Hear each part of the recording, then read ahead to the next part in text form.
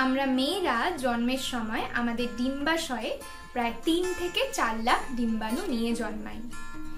শারীরিক নানা পরিবর্তনের মধ্যে দিয়ে ছোট থেকে বড় হতে হতে বয়ঃসন্ধিকালে এসে আমাদের ডিম্বাশয়ের এই ডিম্বাণুগুলো পরিণত হতে শুরু করে। তারা পরিণত হতে শুরু করে তার কারণ শরীর প্রস্তুত হতে শুরু করে বাচ্চা তৈরি করার জন্য। ডিম্বাশয়ের ডিম্বাণুগুলো পরিণত করার পেছনে 4টে হরমোন কাজ করে এবং তার সাথে কাজ করে আমাদের মস্তিষ্ক।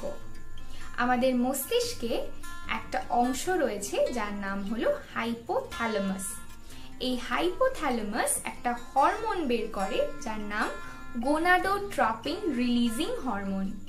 যেই হরমোন নির্দেশ দেয় আমাদের মস্তিষ্কের পিটুইটারি গ্রন্থিকে FSH বা ফলিকল স্টিমুলেটিং হরমোন নামে আরেকটি হরমোন বের করতে।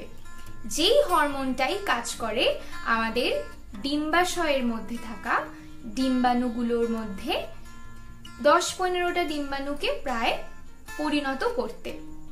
এই ডিম্বাণুগুলোর মধ্যে যে একটা ডিম্বাণু সবচেয়ে বেশি পরিণত হয় সেই ডিম্বাণুটা আমাদের শরীরে ইস্ট্রোজেনের পরিমাণকে বাড়িয়ে দেয়। ইস্ট্রোজেন আরেকটা হরমোন, তার পরিমাণকে বাড়িয়ে দেয় এবং ডিম্বাণুটা পুরোপুরি পরিণত হয়ে গেলে FSH হরমোনটা কমে যায়।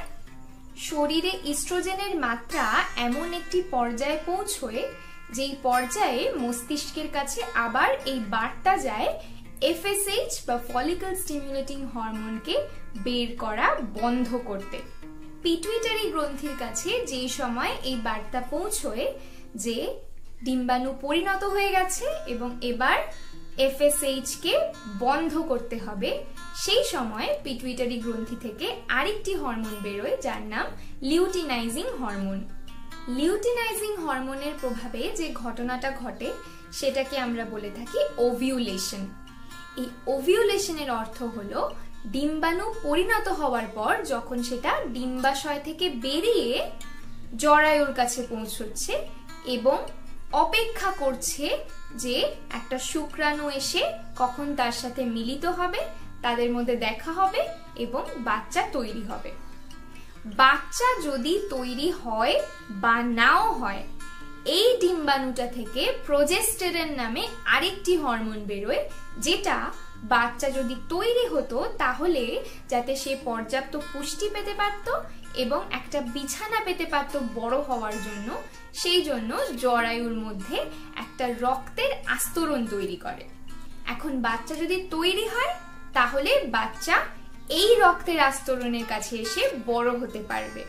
এখন বাচ্চা যদি তৈরি না হয়, শরীরে ধীরে ধীরে এস্ট্রোজেন এবং প্রোজেস্টেরনের পরিমাণ কমতে থাকার সাথে সাথে ওভিউলেশনের 14 দিন পর আমাদের যোনি থেকে এই রক্তের আস্তরণ এবং কাজে না লাগা যে ডিম্বাণু সেটা বেরিয়ে যায়। প্রত্যেক 21 থেকে 35 দিন অন্তর অন্তর এই প্রক্রিয়া চলতেই থাকে। এই প্রক্রিয়াকেই কিন্তু আমাদের মাসিক বা ঋতুস্রাব বলা হয়ে থাকে। তো আশা করি আজকের এই ভিডিওটাতে তোমাদের অনেকগুলি প্রশ্নের উত্তর দিতে পারলাম। আর এই ভিডিওটা কেমন লাগলো সেটাও কিন্তু কমেন্টে জানাতে ভুলো না। যদি ভিডিওটা ভালো লেগে থাকে অবশ্যই লাইক করো, তোমার সব বন্ধুর সাথে শেয়ার করে ভাগ করে নিও। আর চ্যানেলটা যদি এখনো সাবস্ক্রাইব না করা থাকে তাহলে অবশ্যই মাসিক ভাষিক চ্যানেলটাকে সাবস্ক্রাইব করে রাখা ঘন্টা চিহ্নতে একটা ক্লিক করে দিও যাতে আমি নতুন ভিডিও আপলোড করলে সাথে সাথে খবরটা তোমার কাছে পৌঁছে যায়।